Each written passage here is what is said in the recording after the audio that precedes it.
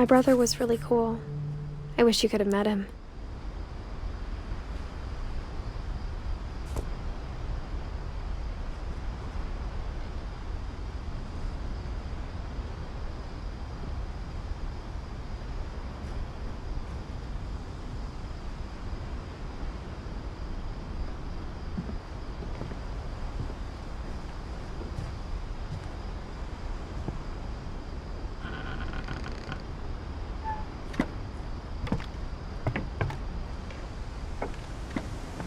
On the way back from Lewis's funeral, my mom told me to start packing.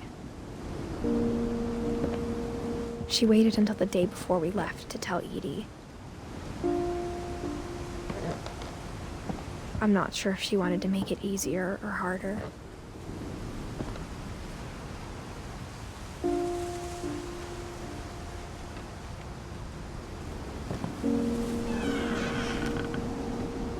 I wish we'd stayed. But I understand why we left.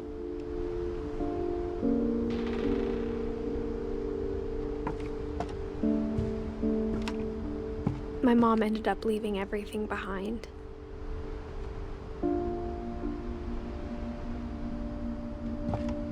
What happened that night had been coming for a long time. Maybe it should have come sooner.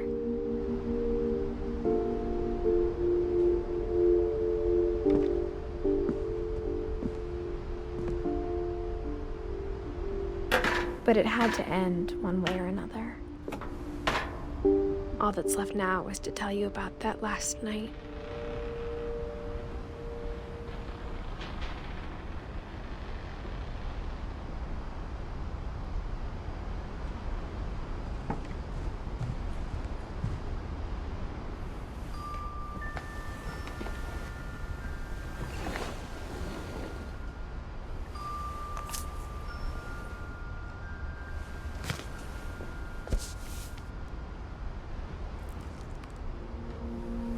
That whole last day, Edie just watched us pack and didn't say a word.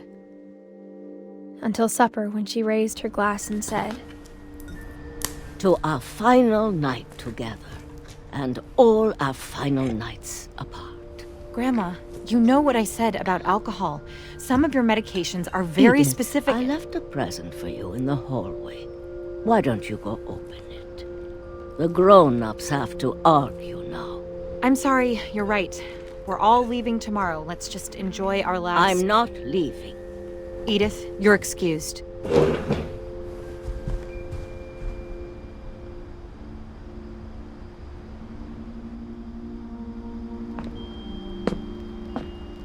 The power had been shut off that morning, but Edie always had plenty of candles.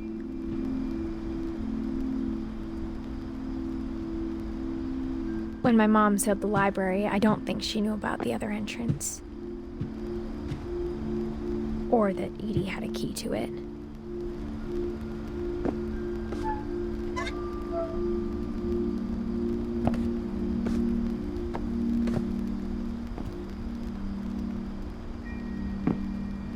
That thing you're afraid of isn't going to end when you leave the house.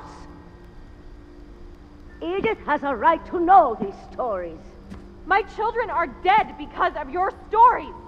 I think it's best if Edith and I leave tonight. We'll have the nursing home send a van for you in the morning, okay?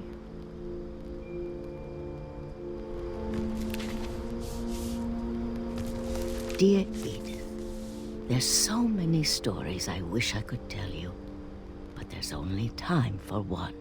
This is about what happened on the night you were born.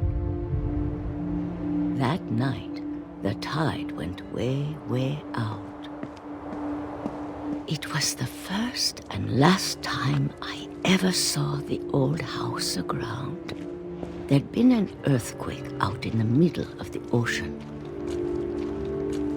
They called it the lowest tide in 1,000 years. God, it smelled awful. You know, I've seen that house every day of my life.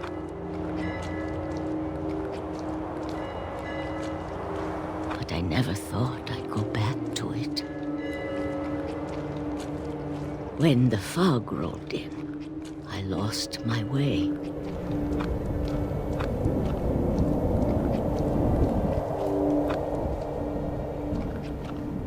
I got turned around.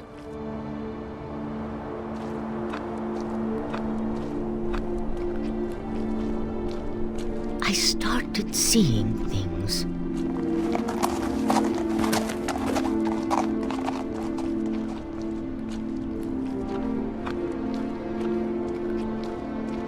Things I'd forgotten had ever existed.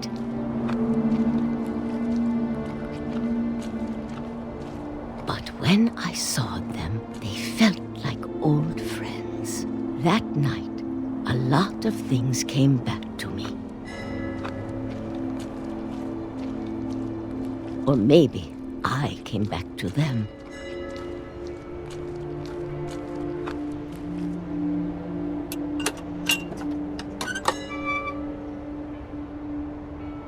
Things I can't explain, but that I need you to try and... Edith, what are you doing in here? It's mine. Edith! Mom, you're gonna rip it! Let go! I kicked and screamed, but Mom dragged me to the car. I never saw Great-Grandma Edie again. The next morning, the van came to pick her up, but she was already gone. After that, we moved around a lot.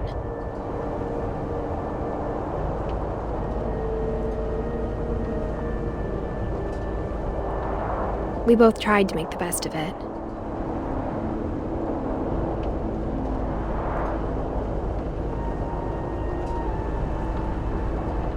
A few years went by.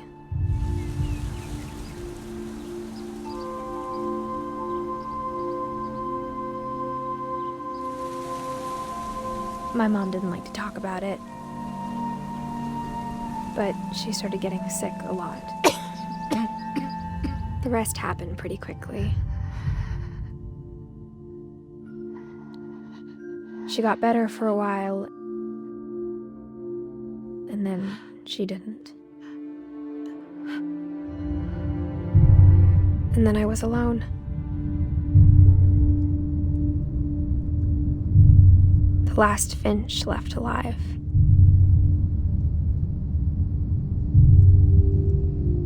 Until I found out about you.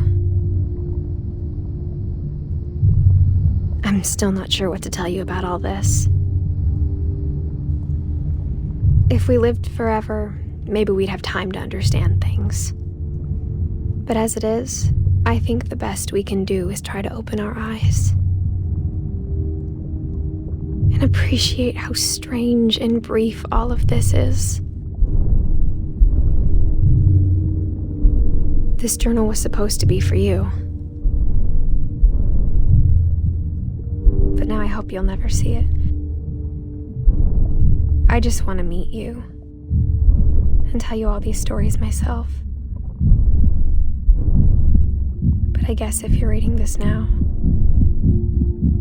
things didn't work out that way.